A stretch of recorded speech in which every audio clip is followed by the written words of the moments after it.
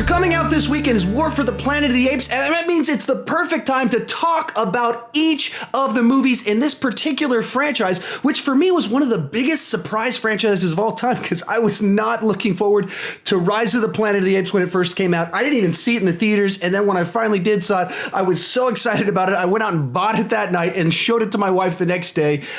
If you're wondering, this is going to be a positive review, but because I don't want to just talk about movies, I want to talk about movies with people. I invited my buddy Ryan to join me. We're actually going to do a collaboration on his channel. We're going to talk about Dawn of the Planet of the Apes. So Ryan, go ahead and introduce yourself. What's going on, guys? Ryan O'Toole here, finally on Sean Chandler's channel, and I'm just like Sean. I'm a movie reviewer. I do all kinds of movie reviews, new releases, and throwback movie reviews, and I also do trailer reactions and Blu-ray updates from here and then, just talking about movies, because that's what I love, is movies. And I'm just excited to review Rise and Dawn of the Planet of the Apes, leading up to war with Mr. Chandler. So I'm ready to dive into Rise, Sean. All right, let's do this. So, as I mentioned before, like for me, I was not excited at all for Rise of the Planet of the Apes. I actually had a buddy of mine say like, hey man, did you see that trailer for the new Planet of the Apes movie? And I was like, yeah. And he's like, we should go see that. And in my mind, I was thinking, there's no way I'm going to see this movie because it's going to be awful. And like for me, I grew up watching the original ones. There was a lot of documentaries when I was in high school about it because it was the 30th anniversary.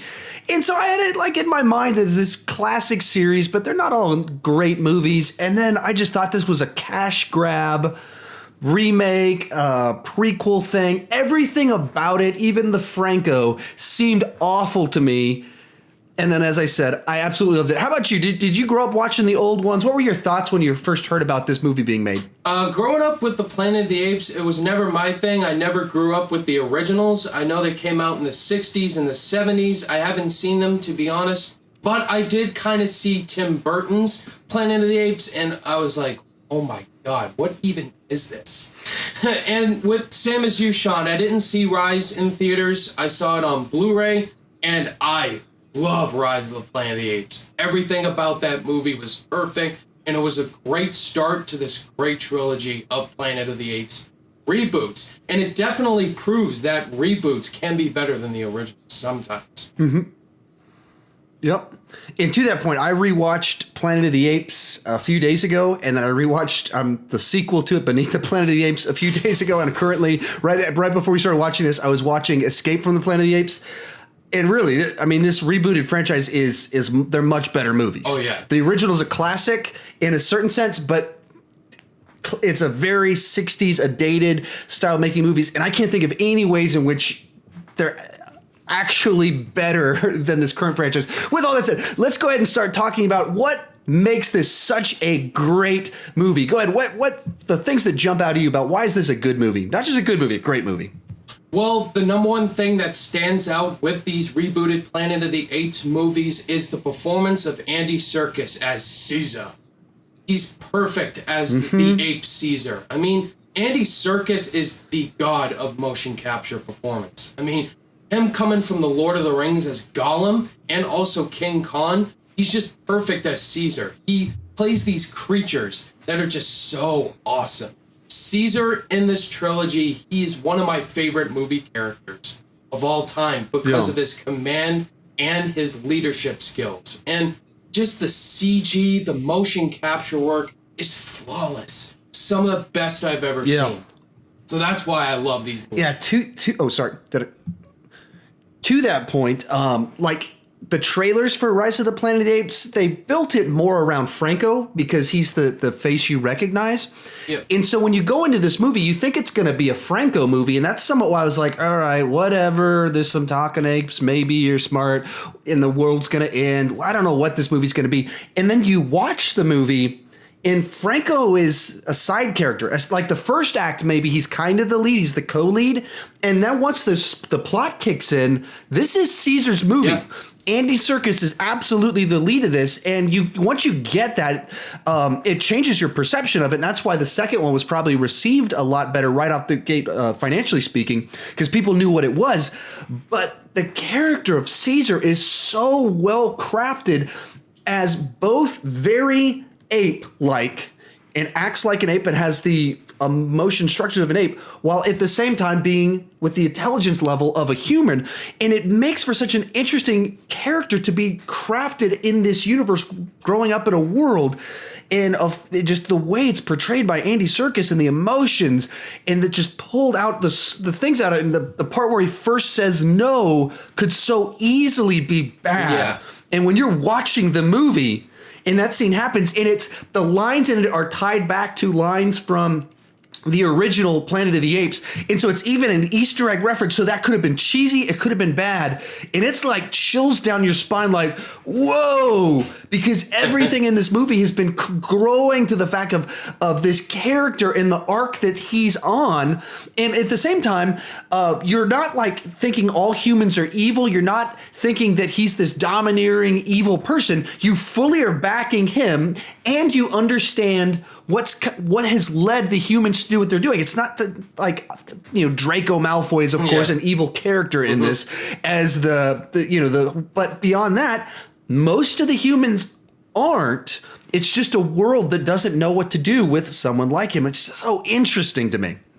What are some other things you liked about it? Yeah, I completely agree. I like James Franco as the lead human character in the movie. I love his relationship with Caesar, being a father figure, adopting him. Obviously, at the beginning, you see that his mother gone on this rampage and this security guard shoots her. And that's the start of Caesar's story, and how James Franco comes in and adopts him and is a father to him. And then obviously once Caesar grows older, he's found his own world with these group of apes.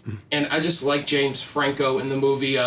Frida Pinto, I'll dive into the other human characters because they're kind of in my negatives, but they're kind of like, yeah. But I really like the performances, the motion capture work, just the overall story to this movie is so good. Oh, absolutely. Absolutely. Yeah. And for me, the thing that these two movies just caught me from the first time I watched this one, and then how they've done better even in the second one, is that there are actual conflicts in these stories. There's tensions and motivations. You understand fully why James Franco is doing what he's doing, and why some of the things he's doing that are kind of reckless. You fully understand why he's doing that. It's not because he's evil. It's not because he's reckless. There's a thing that he's trying to do, and he can see the light at the end of the tunnel. He can solve a legitimate problem, and there's a ticking clock with his father being sick, and you just look at those elements and you go, this is a legitimate reason he would be doing that. Yeah. Likewise, you can look at the David Oyelowo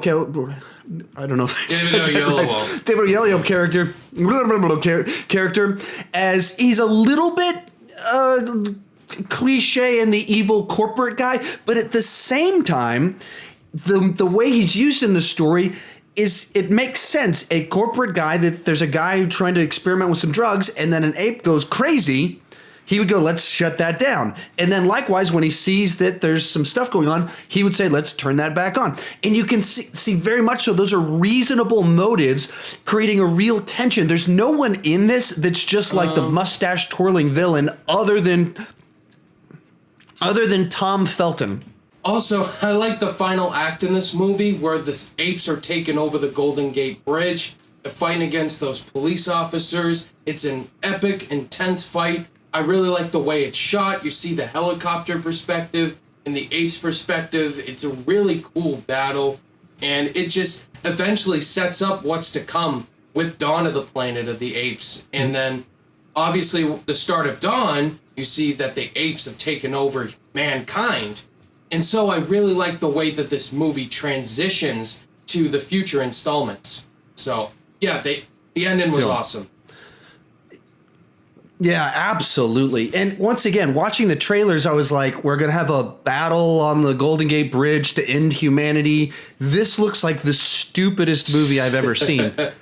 Once again, don't trust my opinions on trailers, because I've been very, very wrong many, many times. And you watch the movie, and I was watching it thinking the movie's about the end of mankind because the apes taking over in this big battle. And that's like, they're so far ahead of my preconceived notions and my assumptions about the movie. That's not what the third act is about. The third act is just about the character of Caesar stepping into leadership in freeing his people, and his people being ape kind.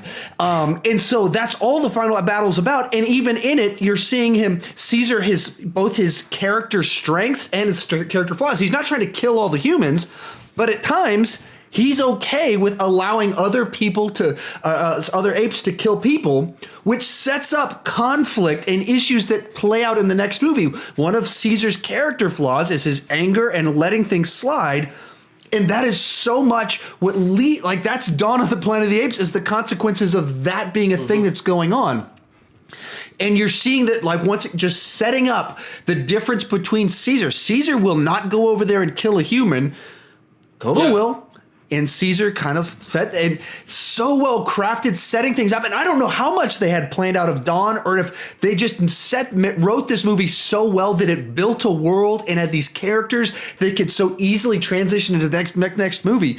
But the third act in this was just so good in that, kind of with it, that, as you said, it sets up the next movie in ways that you're not expecting, in little details of plot points in this one of they're trying to develop a way to cure Alzheimer's, and so then they need a more aggressive virus, and like that's a really smart way to come up with a reason for why there would be a disease that would start wiping out mankind and have consequences and issues, and they just right into the plot in a way that makes so much sense, doesn't feel over cramming this story, it doesn't feel bogged down with world setup, it's just right.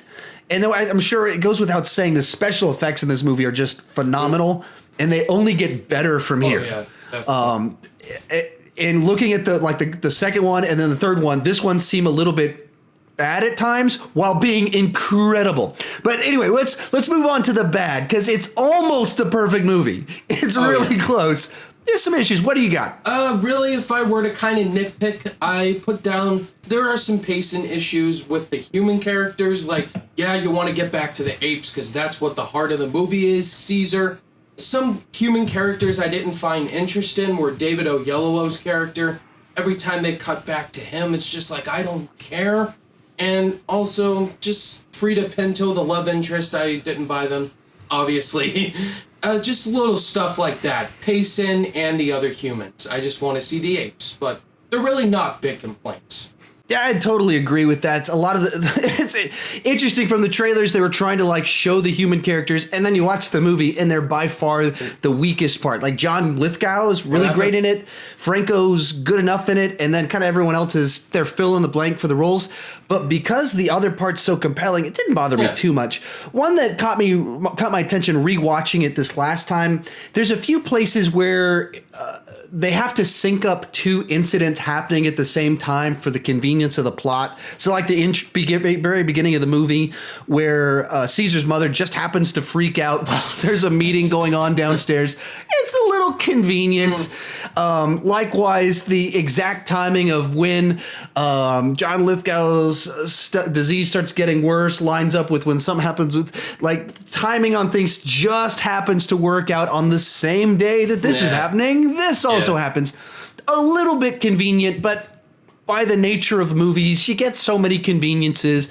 And this one, those ones don't bother me too much. And because the humans kind of really do take a back seat once they get really boring and Caesar takes over, it doesn't bother me too much. Did you have any more negatives on it? No, honestly. All right, let's go ahead and go give our scores on this one. How would you rate this one? So on my rating scale, Rise of the Planet of the Apes was the perfect start to this great trilogy. Obviously, I haven't seen War yet, so I can't judge that. But Rise did everything for me. It had great performances from Andy Serkis, top-notch special effects, top-notch action, top-notch story, and a great start for what's to come. So I can't see any other grade, but I would give Rise of the Planet of the Apes a 5 out of 5 stars. Absolutely.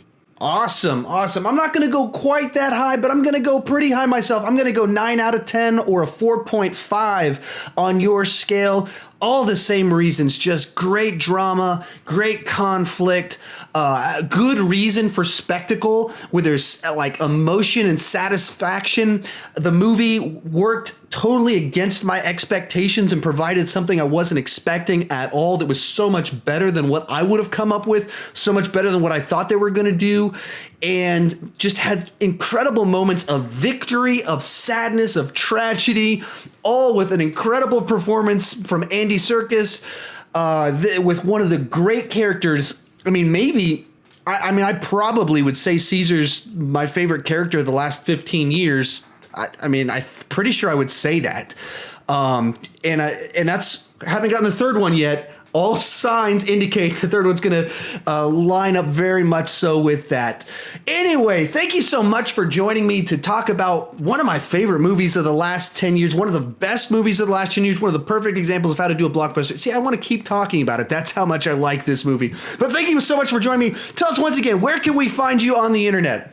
Thank you so much, Sean, for having me on here, man. I love talking about Rise. I'm so excited to talk about Dawn. And you guys can find me on my YouTube channel, Ryan O'Toole. Just search that in the search bar. You'll see me giving a smiley face and a thumbs up. I talk about movies, movie reviews, trailer reactions, Blu-ray updates, and stuff from there. And thank you again, Sean, for having me. And I'll see you on my channel for Dawn. So thanks for having me.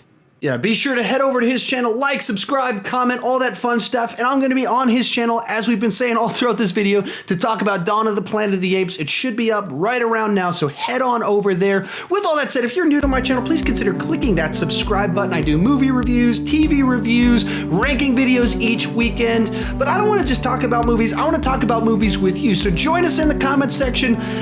Make it a lively discussion. I love it when you guys disagree with me. So it's a fun discussion. And as always, thank you so much for watching.